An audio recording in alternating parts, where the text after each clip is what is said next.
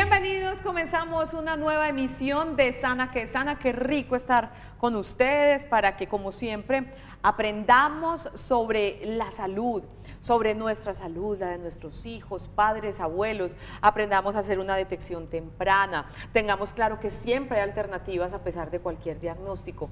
Esa es la misión de Sana que Sana. Y hoy vamos a hablar de un tema muy dirigido a los padres y también a los abuelitos, que están preocupados porque de pronto sus nietos o hijos no están creciendo mucho, o eso es lo que ellos creen. Sobre problemas de crecimiento en los niños vamos a abordar hoy dos aspectos, porque me decía la doctora Carolina que orígenes de problemas de crecimiento en los niños hay muchos. Hoy vamos a hablar de dos.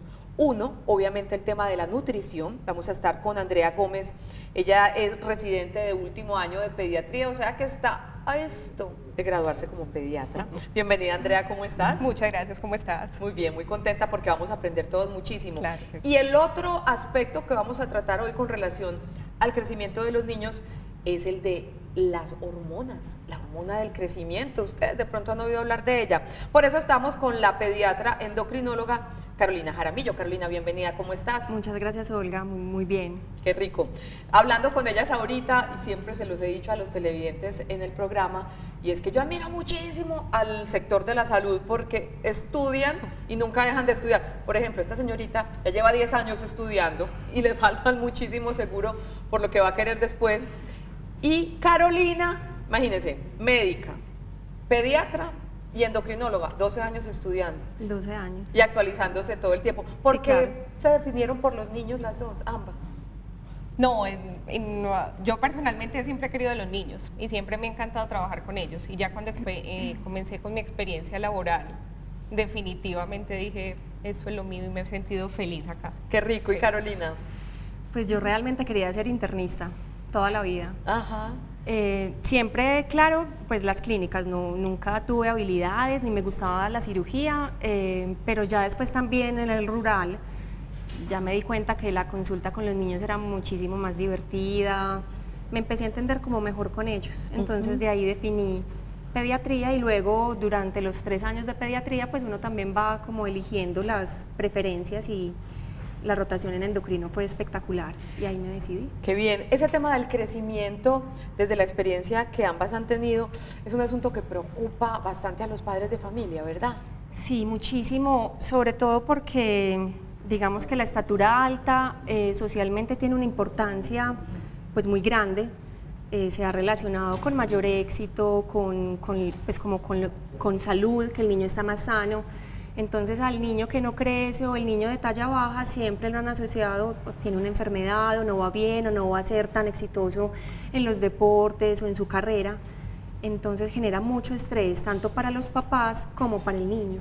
Y la nutrición, Andrea, juega un papel supremamente importante en ese tema del crecimiento o no crecimiento. Claro, es fundamental, enseñarles a nuestros niños desde chiquitos y tener la costumbre en las familias de cómo vamos a llevar todo este proceso para que finalmente sea exitoso y no sea algo que en algún momento se constituya en un factor negativo pues para el crecimiento de nuestros niños. Claro que sí. Les propongo algo. Vamos a dividir el programa en dos partes. Entonces, la parte inicial, hablemos con Carolina sobre esa parte de las hormonas y su experiencia como endocrino pediatra. Y más adelante nos volvemos a ver con Andrea para hablar de toda esa parte de la nutrición. ¿Sí? Listo, ya nos vemos Está entonces. Carolina, pasemos. Siéntate allí a los televidentes. Bueno, ya está el tema servido sobre la mesa. Si usted siente que su niño no está creciendo lo adecuado, si usted siente que no se está alimentando bien, si usted ha oído hablar de la famosa hormona del crecimiento o de ese examencito que les hacen aquí que se llama carpograma. El carpograma. El carpograma. Famoso. El programa es para usted, para que se tranquilice y para que se dé cuenta que hay alternativas con relación al problema del crecimiento de los niños. Y empecemos, Carolina, a ver las inquietudes que nos encontramos en las calles de Medellín. Vamos a ver una acá para que empecemos a desarrollar nuestro tema de hoy. Hola Sana que Sana, mi nombre es Laura y quiero saber por qué se presentan problemas con las hormonas del crecimiento. ¿Qué es lo que pasa con esas hormonas, con la hormona del crecimiento? Porque es una, ¿verdad? Sí, pues cuando hablamos específicamente de deficiencia de hormona de crecimiento, pues incluso en ella puede haber varias alteraciones. La hormona de crecimiento es una hormona o una proteína que se produce en la glándula hipófisis, Sí. que es una glandulita que tenemos en el cerebro. Ella produce esta hormona que a través de muchos otros pasos, pues finalmente va a hacer su acción específica en el hueso. La mayoría de los trastornos de hormona de crecimiento como tal son causas genéticas, pues el niño ya desde que nace tiene su predisposición a que en algún momento de la vida pues esta hormona no se va a expresar de manera adecuada y el crecimiento obviamente va a empezar a ser como una desaceleración, que es lo que el pediatra o en los controles de crecimiento y desarrollo van a empezar a detectar inicialmente. Hay otras causas secundarias a otras enfermedades, por ejemplo los niños que están en quimioterapia, en radioterapia, que tienen radiación en el cráneo, esta glándula también puede sufrir ese efecto. Después de traumas de cráneo muy graves también se pudiera dar alguna alteración, pero la mayoría de las causas son genéticas. Perfecto. Partiendo de esa base, si yo no tengo ningún problema con la hormona de crecimiento, que no lo tuve, ¿por qué soy tan bajita? Ahí viene la talla familiar, ahí viene mi historia familiar. Yo no es que sea bajita, no crea, mentira, de verdad, yo soy muy bajita, hija de padres bajitos. ¿Qué más se podía esperar o qué? Bueno, cuando nosotros hacemos o en pediatría o algún médico le dice eso a la familia, hay que tener mucho cuidado, Ok. porque evidentemente la genética es un factor muy importante. Siempre va a determinar la estatura de una persona, pero no todos los casos tiene que ser así, ¿cierto? Entonces decirle, es que usted qué esperaba, de usted tan bajita, pues no. Digamos que tenemos que tener mucho cuidado con esas afirmaciones como tan a la ligera. El crecimiento es una cosa dinámica y depende de muchísimos factores. La genética siempre va a estar determinando esa estatura final, pero están factores raciales, los procesos nutricionales de los que hablábamos ahorita con Andrea, fundamentales desde el nacimiento, las enfermedades por las cuales cursa ese niño, ¿cierto? Es distinto un niño que en su vida haya tenido ninguna enfermedad crónica a un niño asmático, mal controlado, la talla baja, y esto a veces se lo explico a los papás y ellos no pueden creer, se asocia con el estrés también psicológico, pacientes adoptados, pacientes que por algún momento pues están pasando por estrés emocional en sus casas o estrés en el colegio, bullying, alguna otra situación de estrés, esto también va a afectar directamente el crecimiento. Y no solamente la hormona de crecimiento tiene que ver con este crecimiento del hueso, está la hormona tiroidea, las hormonas sexuales, las del estirón, de la estatura en pubertad. Entonces, además de la genética, hay otros factores que tienen que estar relacionados siempre a favor de que ese crecimiento sea adecuado para ese niño. Eso tendrá que ver con un ejemplo que yo siento. Yo tengo un amigo, son 2 hijos.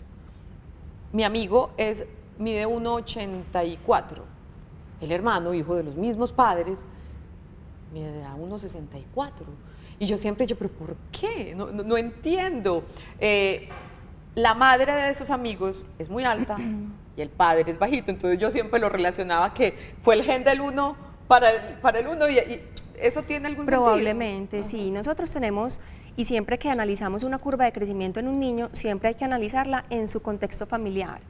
Porque entonces pasa que en el control de crecimiento y desarrollo le dicen al niño, es que le faltan 5 centímetros. ¿Pero para qué? Pues yo tengo que analizar a este niño con respecto a cómo ha sido su evolución, pero a su familia también. Entonces nosotros tenemos, digamos, unas fórmulas que ya están, esta es del índice de masa corporal, que nos hace pues como una relación del peso para la estatura. Ah, ok.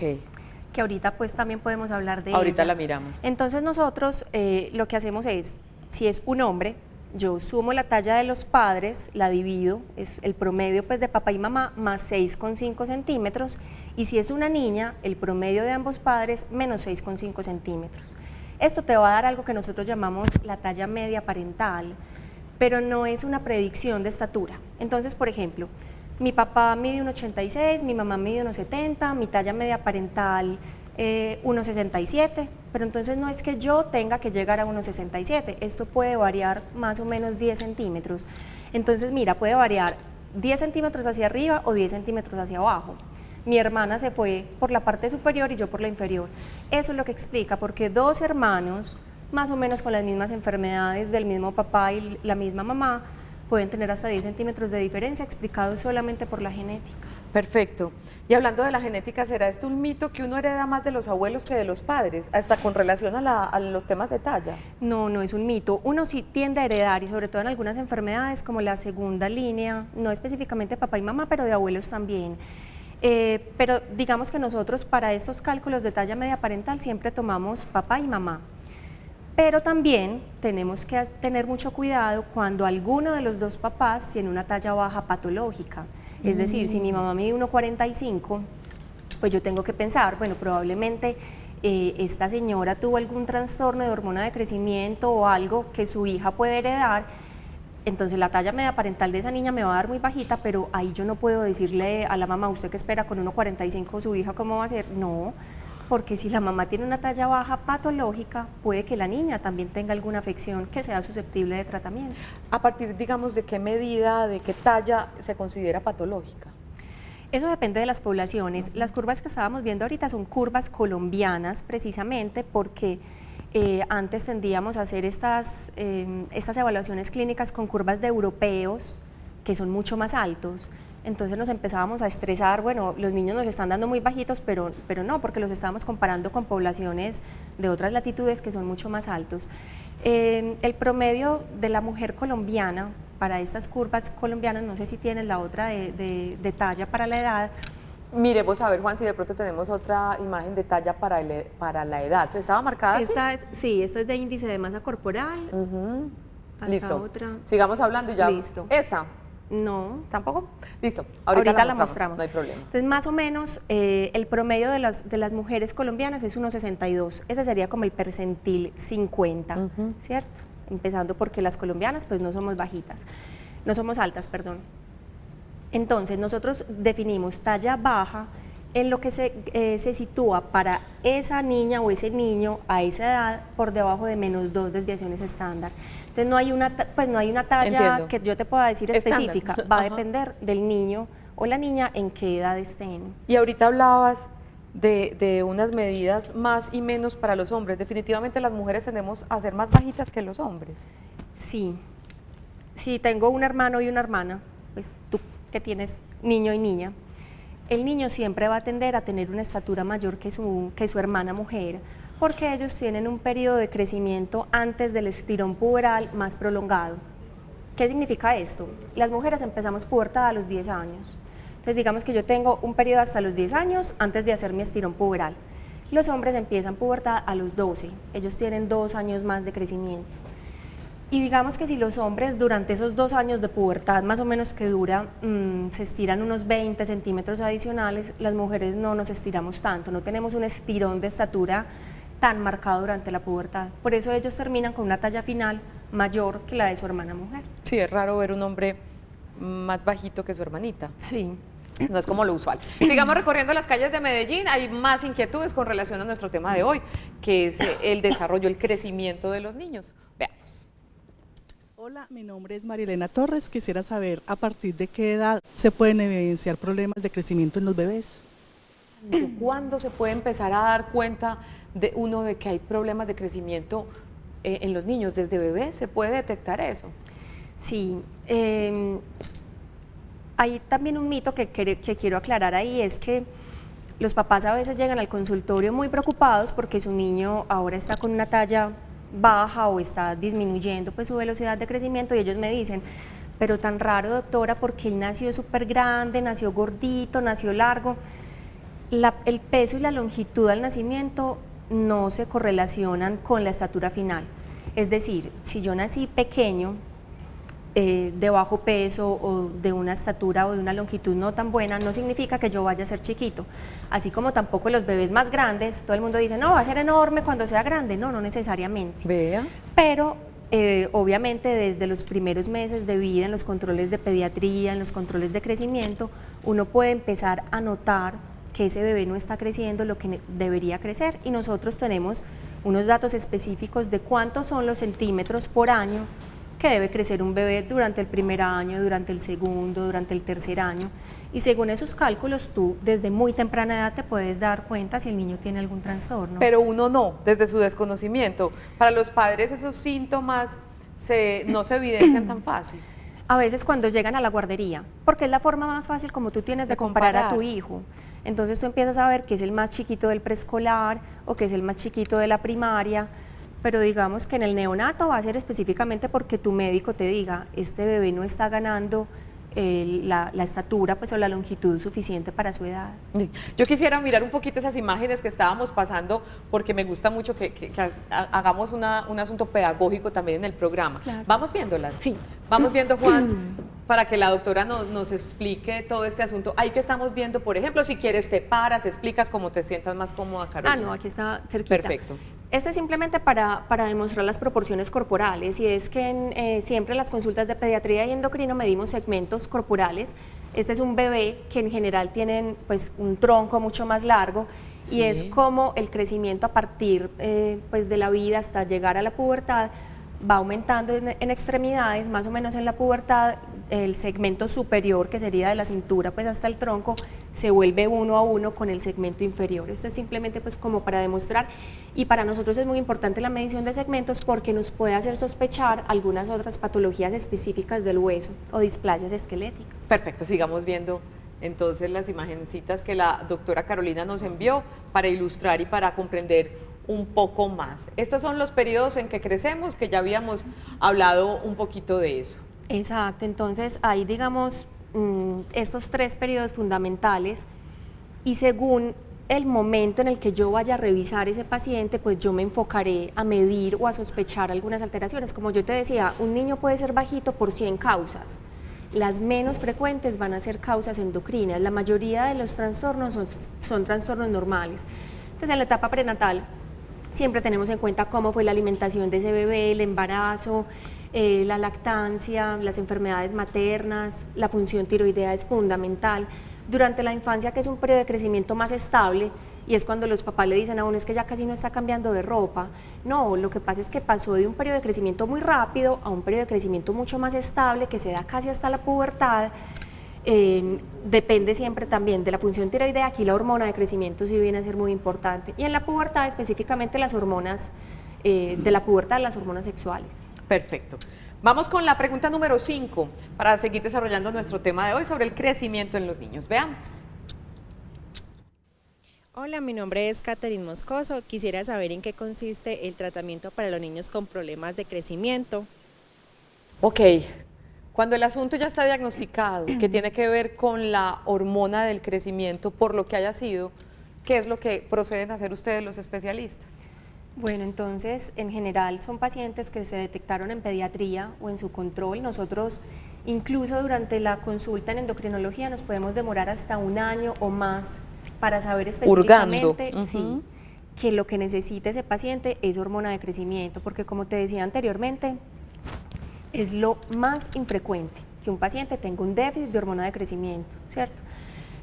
Digamos que ha habido un mito, pues tanto de la sociedad como de nosotros los mismos médicos, y es creer que todas las tallas bajas tienen que ser tratadas y que talla baja es igual a hormona de crecimiento. No es así.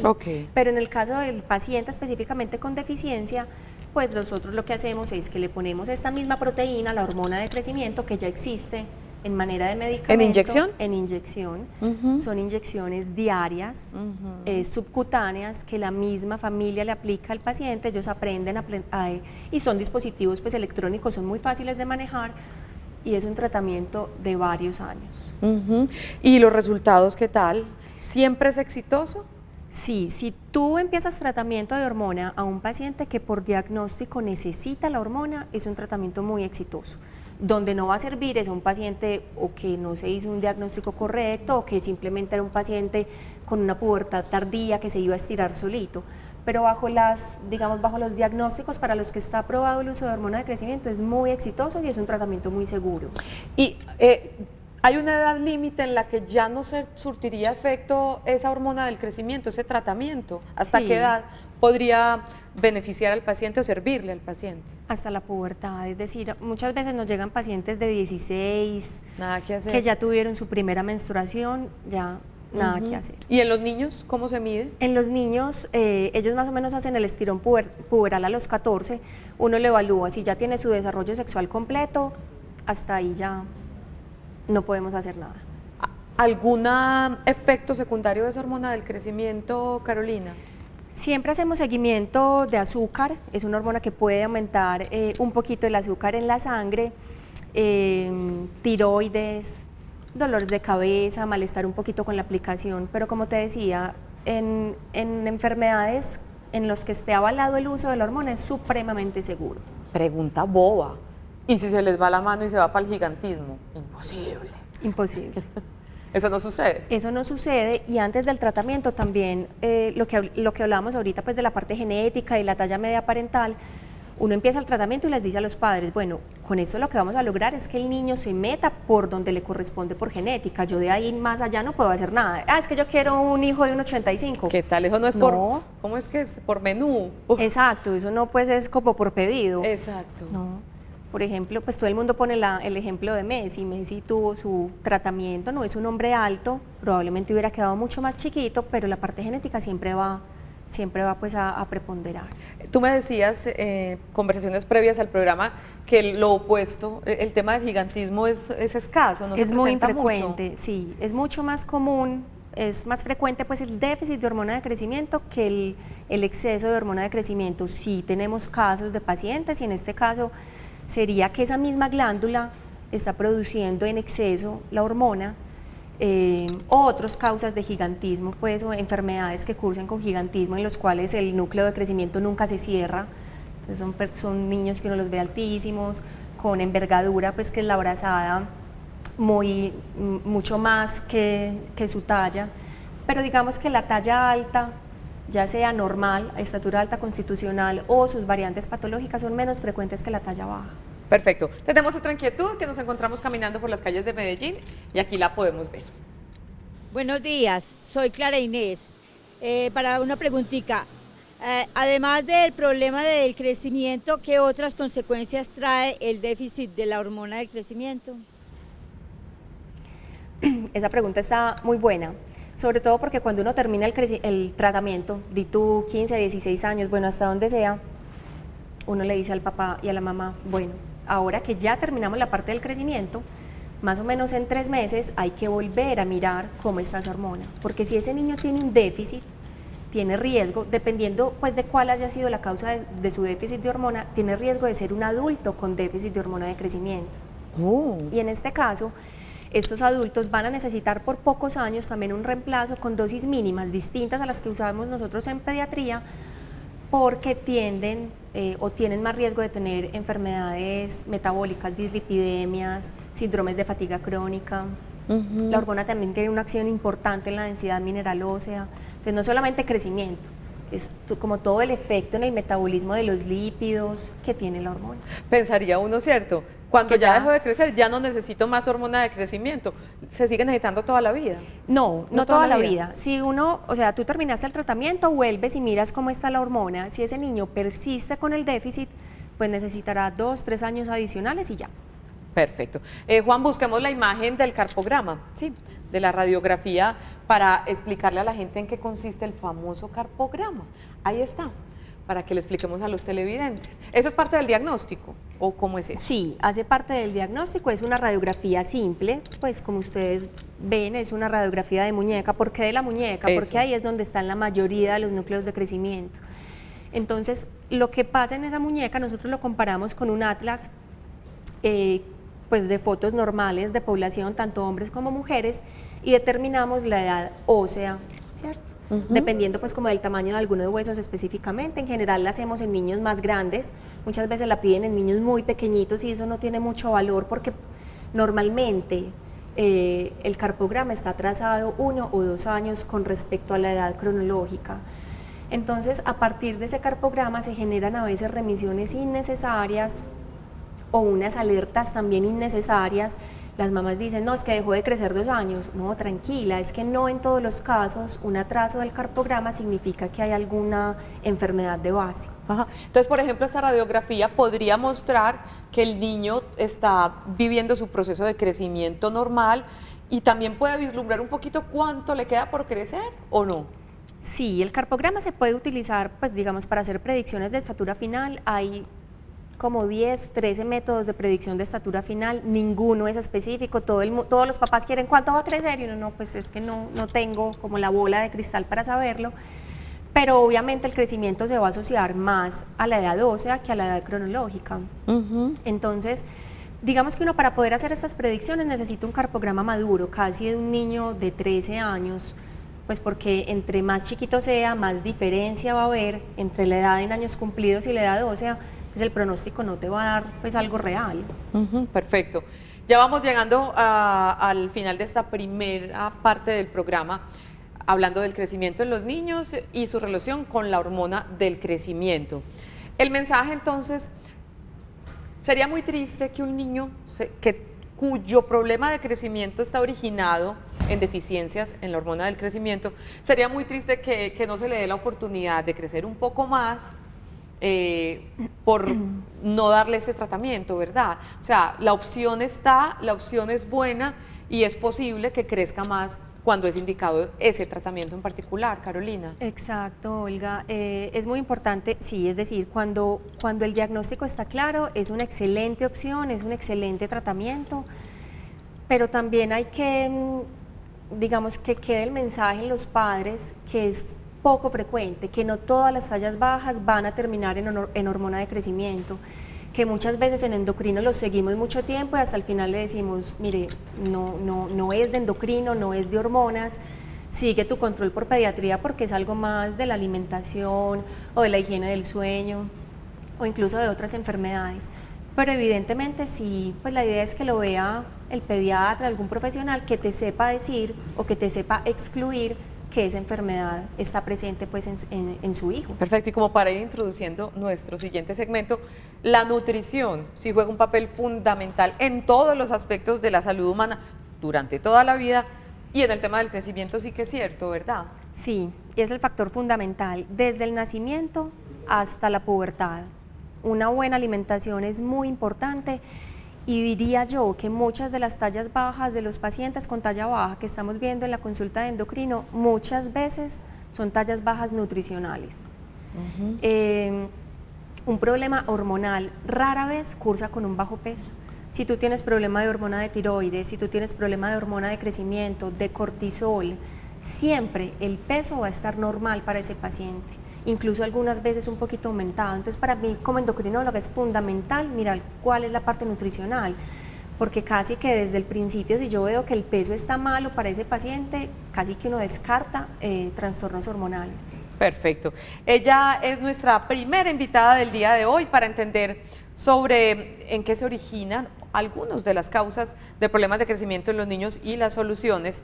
Hoy con ella hablando de la parte hormonal, Carolina Jaramillo Arango, pediatra endocrinóloga. Muchas gracias por estar con nosotros. Muchas gracias, Olga, por la invitación. Muy interesante lo que aprendimos contigo y nosotros nos vamos para nuestra primera pausa y cuando regresemos nos vamos a adentrar en ese otro mundo supremamente importante para que nuestros niños crezcan y se desarrollen bien, una correcta nutrición. Ya regresamos, estamos en Sana que Sana.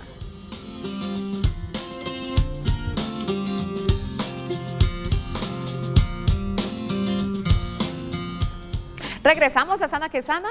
Hoy estamos indicándoles asuntos importantes con relación al crecimiento de nuestros pequeños. En la primera mitad de nuestro programa hablábamos sobre los problemas que tienen que ver con la hormona del crecimiento. El crecimiento lento de los niños puede comenzar a notarse durante la época de la lactancia y continuar durante la infancia. En algunos casos, el crecimiento lento comienza a evidenciarse entre los 2 y los 3 años de edad. Recuerde que si usted no puede ver la emisión de nuestro programa en directo, usted lo puede ver en nuestro canal de YouTube, buscándonos, canal Televid, Sana que Sana, y poniendo el título del programa que le interesa repetir, para que lo repase y para que lo comparta. Este se llamará Problemas de crecimiento en los niños. Y como les habíamos anunciado al principio del programa, después de hablar de la hormona del crecimiento, vamos a hablar de la comida, que es supremamente importante. Ella es Andrea Gómez, residente de último año de pediatría, una mujer amante de los chiquitos y para cuidar a los niños, uno de los asuntos que más nos trasnocha es la nutrición.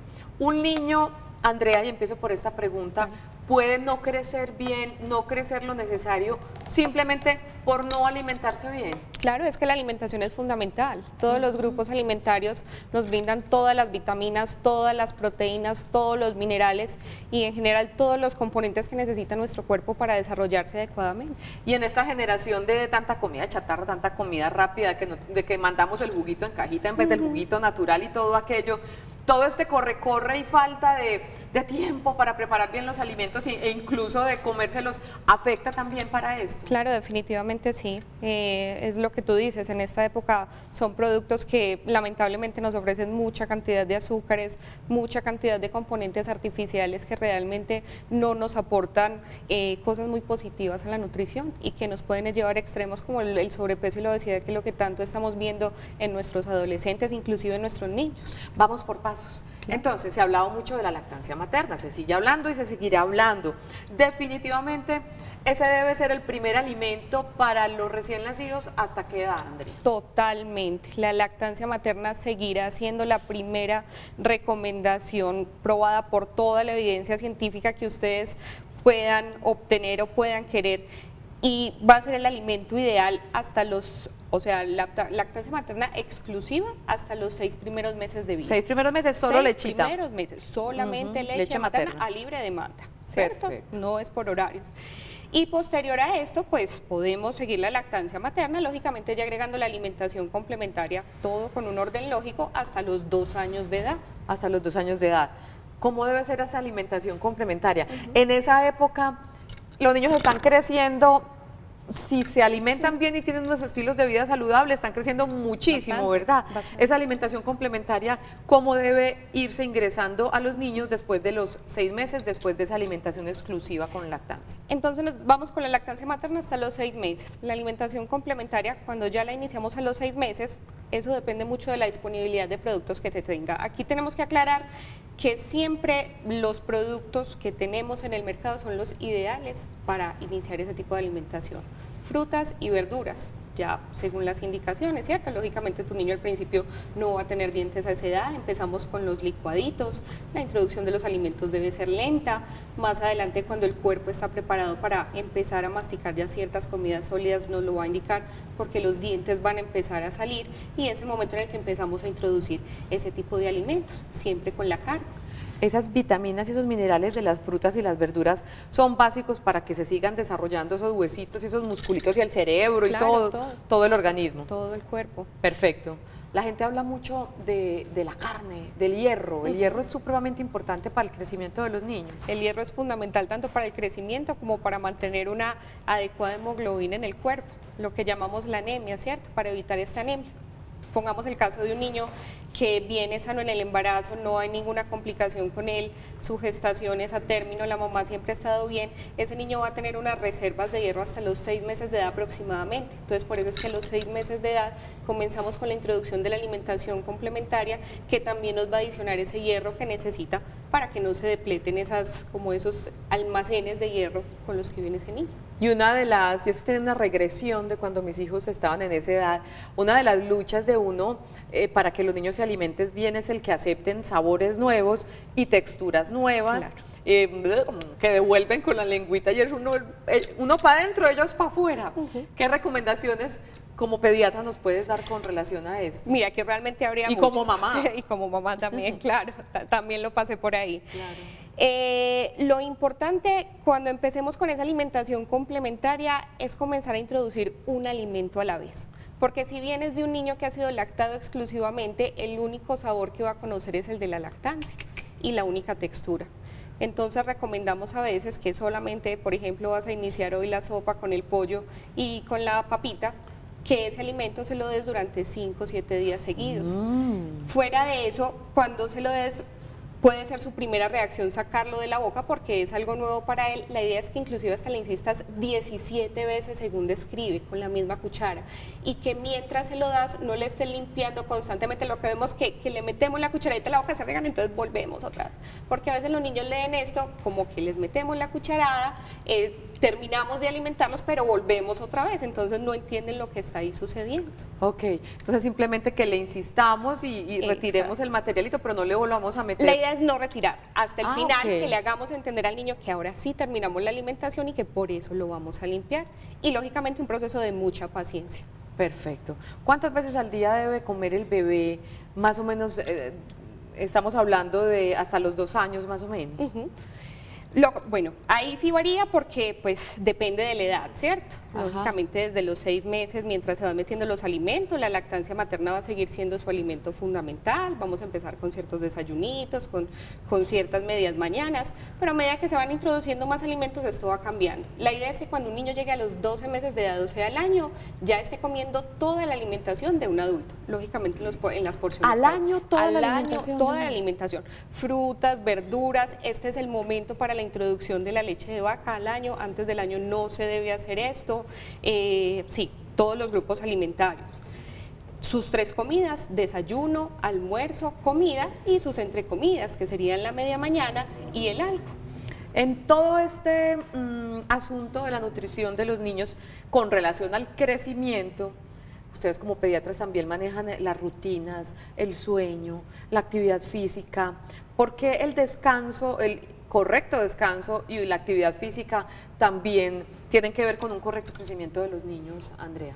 Cuando un niño descansa bien, esto propicia que en su cuerpo se generen señales que nos permitan. O sea, eso no es un mito. No, es Que real. la abuela decía, es que déjelo dormir, que eso también le ayuda a crecer. Eso es verdad. Es el adecuado crecimiento, es que su cuerpo está generando todas las señales y guardando la energía que necesita para hacer todo este proceso. Es lo que nos decía ahorita la doctora. A veces niños sometidos al estrés, lógicamente tienen un componente energético muy fuerte en estar estresados por otras situaciones y eso no contribuye al crecimiento. Y sí contribuye al crecimiento la actividad física. Claro, totalmente. ¿Qué tiene que ver? La actividad física es fundamental para estar sano, para mantener tu adecuado peso, para que también tus señales metabólicas en el cuerpo se estén moviendo a favor de tu crecimiento. Y un niño que realiza actividad física debe alimentarse mucho más. Aplica como en los adultos. Totalmente. Los que hacen deporte, o hacemos, voy a chicanear, tenemos que alimentarnos muy bien. En los niños también aplica que un niño bien deportista tiene que alimentarse mucho más. Claro, es lo mismo. Necesitamos sacar esa energía y todos esos componentes que necesitamos para crecer de ahí. ¿Qué tan comunes son los problemas de crecimiento en nuestro medio por falta de una buena alimentación? ¿Pasa mucho?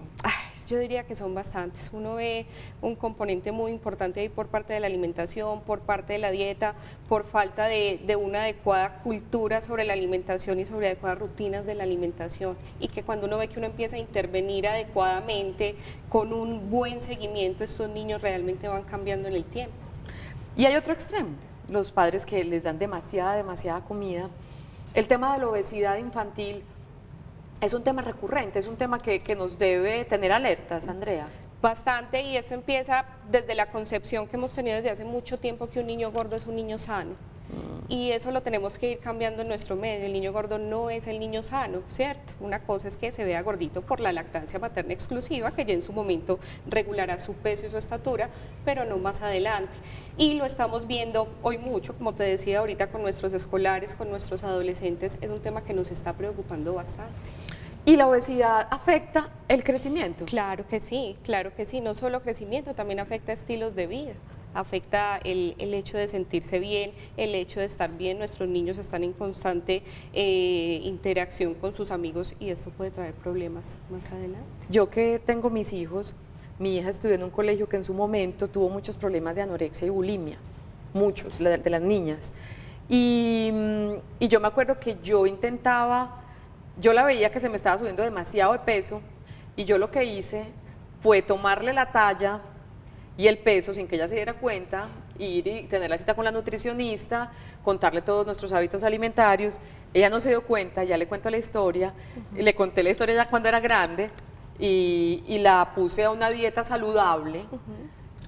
Te lo pregunto es porque ni un extremo ni el otro, porque también está la otra cultura con los niños que para que no sean obesos y por la vanidad y por todo esto, se les mete en la cabeza obsesiones con relación a la delgadez. Eso da para programa y medio, ¿cierto? Ese es otro tema que pasa mucho, Total. cómo estar en un término medio cuidando la nutrición de los niños sin que sean obesos, sin que sean demasiado flacos, sin que se obsesionen con el tema, pero que coman saludablemente. Esto es complicado porque es que esto tiene que partir desde la casa. No es solo el niño o el adolescente el que va a comer adecuadamente, sino que Uy, los sí. niños son de rutinas, posteriormente son de hábitos y es de todo lo que ven en la casa. Entonces es muy difícil entrar a exigirle a veces a un niño grande, a un adolescente que no coma ciertas cosas, cuando realmente lo que ha visto hacer a sus papás y a sus familiares. Y es muy importante precisamente que se hable el mismo idioma en la casa, no que donde los papás de pronto se maneje unos hábitos alimentarios, donde los abuelos otros, o en el colegio él vaya a obtener otro tipo de alimentos distintos. Lo mismo, lo que tú dices, no es tampoco irse al extremo, también estamos hablando de enfermedades, ya cuando hay obsesiones sobre el peso, cuando hay distorsiones de la figura corporal, pues ahí también tenemos muchos riesgos con nuestros adolescentes y tenemos niños también pequeños con esto. Azúcar en la dieta de los niños, ¿qué tanto afecta o contribuye al crecimiento de los niños? El delicioso azúcar, pero temida azúcar. Claro, el azúcar es muy bueno, pero partamos de que tú no debes introducir azúcar, y aquí hago la cuñita también, ni sal a la alimentación de un niño hasta los 2 años de edad. 2 años, O sea, no ok. deben probar eso. Todo con su medida, ¿cierto?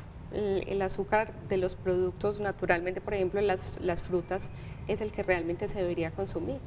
El azúcar en exceso, eso se va a acumular en el cuerpo, no se logra metabolizar bien, te lleva a obesidad. Si no tienes un adecuado gasto calórico en el día, también esto se aumentan los depósitos, pues sí, y te lleva a extremos. Ujú. Pero no es prohibirles el azúcar como tal, sino No, regulárselos. tampoco es regularles el azúcar.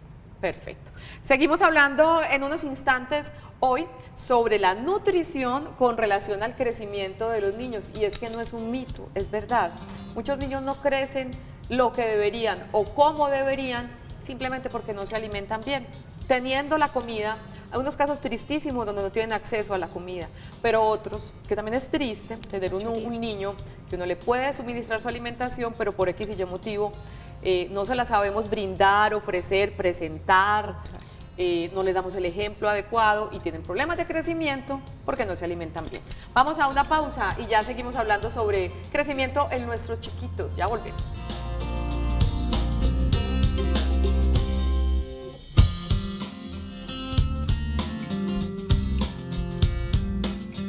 Muy bien, sigamos hablando hoy del crecimiento en los niños. Recapitulemos algo sobre la hormona de crecimiento. La deficiencia de esta hormona se origina en que la hipófisis, Carolina, nuestra endocrinopediatra, nos explicaba que está por aquí, no produce suficiente cantidad de ella. Dicha glándula es la que controla el equilibrio de las hormonas del cuerpo, incluida la del crecimiento. La mayoría de las veces se desconoce la causa de la deficiencia de esta hormona del crecimiento y, como nos lo indicaba Carolina también, la minoría de los casos de problemas de crecimiento se originan en la hormona del crecimiento, pero cuando es diagnosticada hay un tratamiento que es el indicado y que genera muy buenos resultados para los problemas del crecimiento. Ya estábamos en la segunda mitad del programa hablando sobre la nutrición como una herramienta básica para que nuestros niños coman bien. Andrea, ya le voy a preguntar como psicóloga y todo. ¿Y qué hacer? A los niños no se les puede obligar a que coman, no se les puede embutir, no los podemos amarrar y meterles la comida. Hay muchos niños que son muy inapetentes, que definitivamente son muy caprichosos. ¿Qué hacer? ¿Qué hacer? O sea, ¿se les obliga o no se les obliga? No, a un niño nunca se le obliga a comer, porque él va a asociar que tu obligación es un momento de pelea en la mesa. Entonces, si Total. tú lo sometes a hacer algo maluco, pues ningún ser humano lo haría, ¿cierto? Ajá. Lo otro es que tenemos que entender que los niños pasan por un periodo en el que nosotros llamamos la inapetencia fisiológica. ¿Y en qué edad es Aproximadamente eso es aproximadamente desde los 18 meses, algunos empiezan un poquito más tardecito, hasta los 3 años, muchos de ellos a veces se prolongan un poquito. Inapetencia psicológica. Fisiológica. Fisiológica. ¿Qué pasa con esto? Que realmente vemos que al niño no le provoca comer, pero que nos va ganando peso y estatura. Entonces nos quedamos tranquilos porque no está relacionado con ninguna enfermedad. Y esto pasa porque para el niño en ese momento es más interesante jugar que comer. Entonces ahí es donde tenemos que ser cuidadosos y donde la conducta alimentaria en la casa tiene que ser totalmente clara para todos los que se relacionan con ese niño. Sentarnos a comer a un horario específico, que el niño vea que los papás o quienes comemos con él estamos allá en el momento de la comida, que para él no sea algo diferente. No se come con tablet, no se come con televisor, no se come con celular ni con ningún otro distractor, no se premia porque vas a comer bien, porque entonces él asume que la comida es algo tan maluco que te tienen que estar premiando por comer, tampoco como muchas personas hacen perseguirlo por toda la casa, ¿cierto? Y con calma, por ahí dicen que los papás realmente decidimos qué es lo que vamos a preparar y qué es lo que se va a servir, pero es el niño quien decide qué es lo que va a comer, la cantidad que va a comer. ¿Pero el mismo menú para todos o es a la Claro, carta para el niño? No podemos hacer que nuestra casa sea un hotel ni un restaurante. Realmente todos en la casa debemos comer lo mismo. Insisto, los niños luego del año de edad deben estar con todos los grupos alimentarios en su plato. Sino que es eso, es saberlo presentar. Los niños son muy de colores a la hora de la comida, entonces si tú le pones una ensalada bien visible, le puedes hacer una carita con salsa de tomate, si de pronto no le gusta, por decir algo, las papas asadas, se las puedes hacer en puré. Tampoco es entrar como a pelear con él en ese sentido, sino hacerlo ver que es un momento agradable y que es un momento en el que podemos compartir en familia. Y hablando de peleas, Andrea, las sopas. La sopa tiene agua, tiene papa, tiene verduras, a veces tiene carnita. Yo nunca peleé con mis hijos por la sopa porque a uno le gustó, al otro no. Entonces al que no le gustaba, yo simplemente lo que contiene la sopa se lo daba en el seco. ¿Hay que obligarlos a tomar sopa? No, mira, realmente no. Y es que cuando vemos las sopas muchas veces se licúan o se calientan mucho, entonces realmente pierden un poco de valor nutricional. Realmente si tenemos un niño que se come el seco, todo su arroz, toda su carne, toda su ensalada, y si no le gusta la sopa, pues dejémosle solo el seco, no tenemos que entrar a pelear con él por eso. Muy bien. Ella es Andrea Gómez, residente de último año de pediatría, con la que hemos estado aprendiendo un poco sobre el tema de la nutrición con relación al crecimiento. ¿Cuántos papás habrá buscando las razones y el origen de por qué su hijo o su hija no crecen adecuadamente, buscando por todas partes, menos en la nevera y en la mesa del comedor? La conclusión es definitivamente una buena nutrición o una mala nutrición en los niños puede limitar su crecimiento. ¿Eso es real? Es real por todo lo que hemos dicho, y de ahí viene la importancia de los controles de crecimiento y desarrollo, porque esto es lo que nos permite realmente dilucidar qué es lo que está pasando, en qué momento intervenimos, cuáles pueden ser los motivos y en el caso de necesitar remisión ya a nuestros endocrinólogos pediatras para hacer otro tipo de intervención. La CPS, nuestro sistema de salud, le da derecho a las madres para que lleven a sus niños a esos controles de crecimiento y desarrollo. Claro, eso está totalmente reglamentado. Todo niño tiene derecho en nuestro país a estar en un control de crecimiento y desarrollo. Y es que crecer no solamente por los asuntos que hablábamos ahorita con Carolina, porque se nos metió que tenemos que ser altos. Listo, crezcamos. Pero es que un niño que no se alimenta bien tampoco aprende, ¿verdad? Claro, totalmente. También es desarrollo neurológico. Perfecto, Andrea, muchas gracias. Nos invita A al ustedes. grado, pues. Claro que sí. Muy bien. Terminamos Sana que Sana. Hoy estuvimos hablándole a usted, papá, a usted, mamá, a ustedes, abuelitos, a ustedes, hermanos mayores, sobre la importancia de estar muy atentos a los procesos de desarrollo y crecimiento de sus hijos y sobre dos puntos bien importantes. Puede que sea basado el problema en la hormona del crecimiento, la minoría, pero puede pasar, hay solución. Y sí que hay solución con el tema de la alimentación. Un niño bien alimentado, un niño que come balanceado y con todos los ingredientes necesarios en su comida, que disfruta su comida, que no está estresado, que descansa bien y que hace actividad física. Crece porque crece. Muy bien, terminamos. Gracias por estar con nosotros. Mañana más temas en Sana que Sana. Chao, chao.